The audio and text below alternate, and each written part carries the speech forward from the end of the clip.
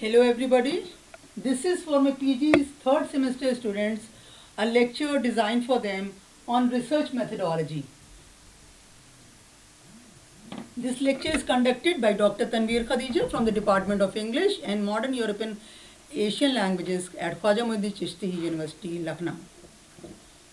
The first thing which I would like to discuss is what is research methodology. First of all, try to understand the word research. You are not searching anything new here. You are not creating anything new. It's just you are trying to research. That is, from your own point of view, you are trying to reach to some conclusion, some findings, and on the basis of that, you are conducting your research. Methodology is the manner in which you go about your research plan. The whole process of research, the methodology is one thing on which you base your research, how the process will go about. That is the methodology. Second thing is that you should be aware that what is the difference between methods and methodology.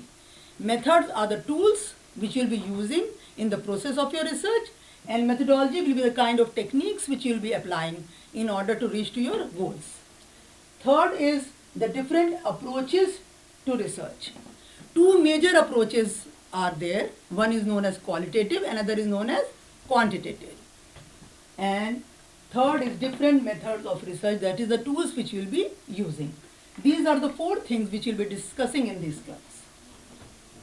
The process of research involves the following: selection of area and topic of research, data collection and classification, analyzing of the data, generalization, interpretation of the data, findings or conclusion, and finally the bibliography. Now when you talk about selection of area and topic of research and data collection and classification, these are two different kind of processes involved. One is related to the qualitative method, another one is related to the quantitative method.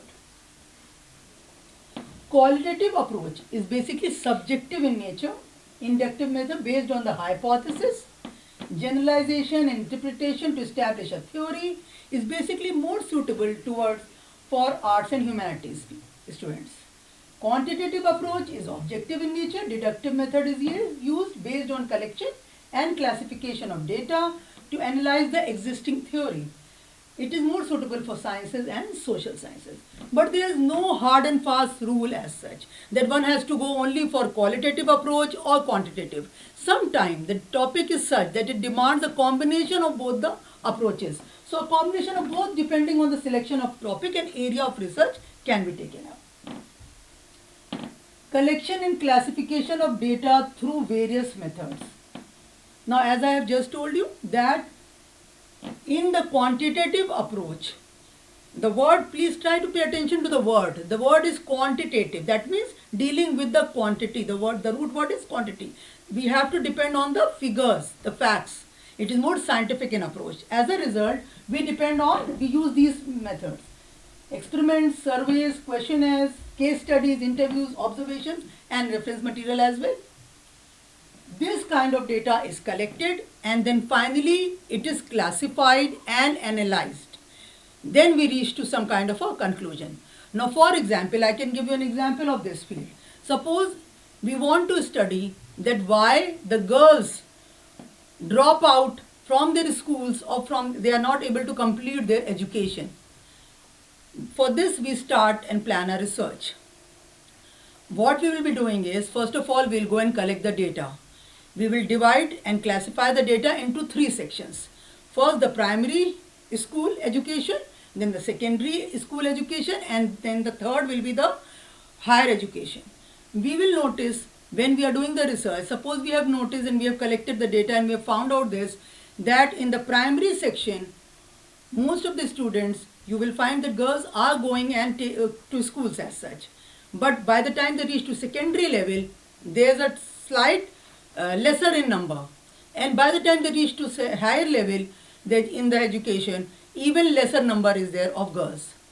Now the question arises, what could be the reason for this?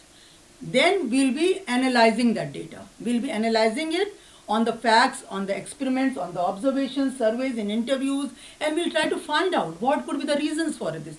Whether there's a family problems are there, whether it is the problem of the say parenting, or maybe the school location, whatever the details we are able to gather, and when then we reach to some conclusion and some findings out there.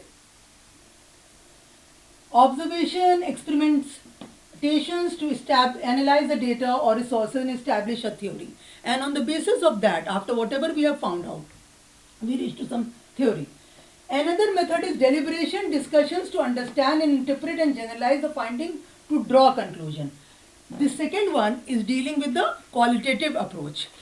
In the qualitative approach, that is more suitable for arts and humanities students, what we do basically, now I will give you an example from the field of literature only. Now suppose a student plans to do research in English literature. First of all, he or she has to decide the genre. It could be fiction, it could be prose, it could be poetry, or it could be drama, whatever he wishes to do, wherever his interest is.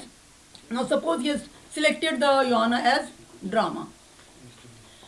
After selecting the genre, he has to decide which period, which literary period he will be choosing. Which period he will be deciding on. It could be, say, Elizabethan period, maybe it could be the modern period, maybe it could be the Victorian period, or could be the romantic period, whatever he is interested in. Now suppose he has chosen drama and he has chosen Elizabethan period. In the Elizabethan period, we all know that the most famous dramatist was William Shakespeare. He will choose William Shakespeare. After that, he will be deciding on the text.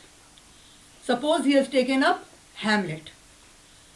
After selection of the text, he will also decide what aspects of the text to be studied and from which point of view those aspects will be studied. Basing on the data which he has collected, he will decide on a topic. Whichever topic is suitable to his needs, whatever he has studied. Last one is bibliography, which consists of the following things. Name of the author in alphabetical order will be given. Name of the book in italics, publisher's name, place of publication and year of publication. Now I will continue this lecture as well for my next session. Thank you so much.